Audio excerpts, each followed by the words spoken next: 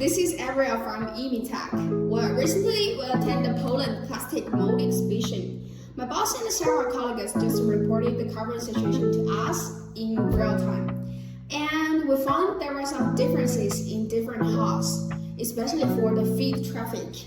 Therefore, today, let's make a summary of what we see and what we feel. Okay, so from the video, we can see that there are few people in Hall A where Chinese companies gather. However, Hall D, E, F, G, the booths of overseas European and American companies, the popularity is overwhelming.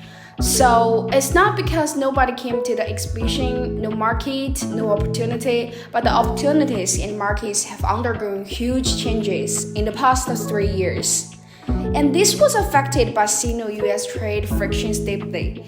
So this ideological change in business and foreign trade has deeply affected China's manufacturing and foreign trade industries. Because Poland is located in the eastern parts of Europe and is relatively close to Ukraine, it will be affected somewhat, but in terms of the overall number of visitors and the scale of exhibition, it's still very prosperous. The only difference is that Chinese trade companies still don't feel the prosperity they should have.